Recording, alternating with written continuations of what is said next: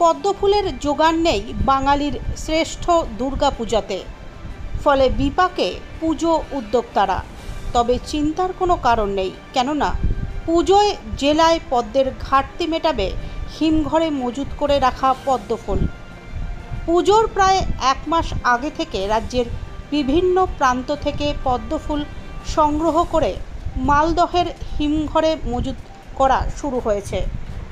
দুর্গাপুজো থেকে কালী পুজো পর্যন্ত বাজারে পর্যাপ্ত পদ্মের যোগান দিতে এখন পর্যন্ত প্রায় 5 লক্ষাধিক পদ্মফুল হিমঘরে মজুত করেছেন মালদহের বেশ কিছু পদ্মফুল ব্যবসায়ী।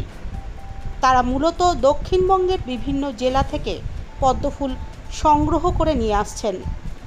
দক্ষিণবঙ্গ ছাড়াও উত্তরবঙ্গের উত্তর ও দক্ষিণ দিনাজপুর সহ বিহার, ঝাড়খণ্ড ঘুরে ঘুরে ফুল সংগ্রহ করে নিয়ে আসছেন।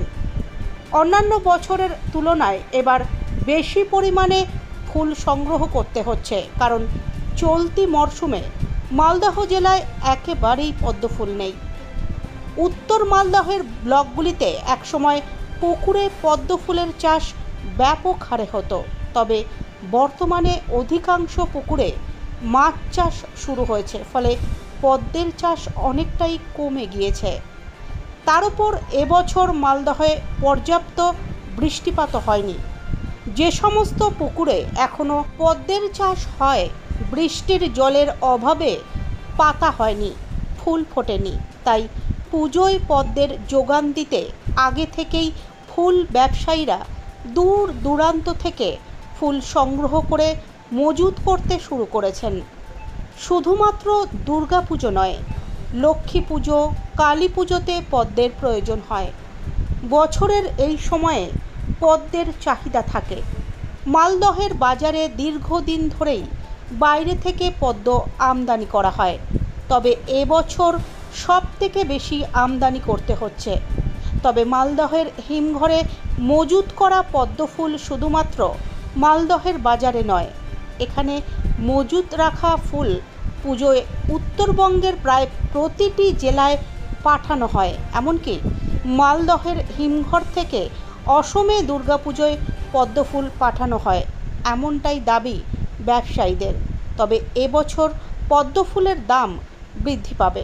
তো আমাদের মালদায় পাওয়া যাচ্ছে না পদ্মটা, না মানে জল বৃষ্টি নেই, পুকুর সব শুকিয়ে গেছে।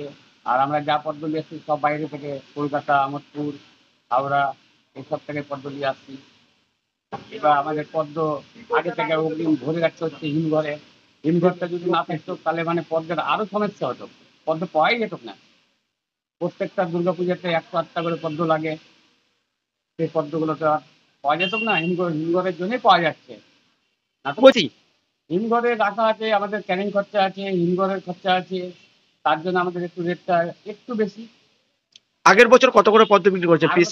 আর বছর আমাদের সামনে বছর আমাদের পদ্ম বিক্রি হয়েছে আপনার 15 টাকাও বিক্রি হয়েছে, 20 টাকাও বিক্রি হয়েছে। এবছর এখন বর্তমানে 10 টাকাও বিক্রি হচ্ছে, 15ও বিক্রি হচ্ছে, 20ও বিক্রি হচ্ছে। প্রভাব যে দেখাতে পারে, মানে যদি আমাদের হিমঘরে মাল রাখা আছে, হিমঘরের মাল যদি আমাদের ঠিক না থাকে, মানে মাল তো অগ্রিম ধরা হচ্ছে, মাল যদি ঠিক না থাকে তাহলে তো আমাদের মাল কালো হয়ে গেলে তো মাল খরচ হবে মার্কেট। এবার কত করে বিক্রি হবে তা মনে করছেন? 20 টাকা হাইস্ট। কতদিন ধরে এই পদ্ম বিক্রি করেন আপনি? 27 বছর থেকে। আপনার নাম? আমার নাম শ্যামল দাস।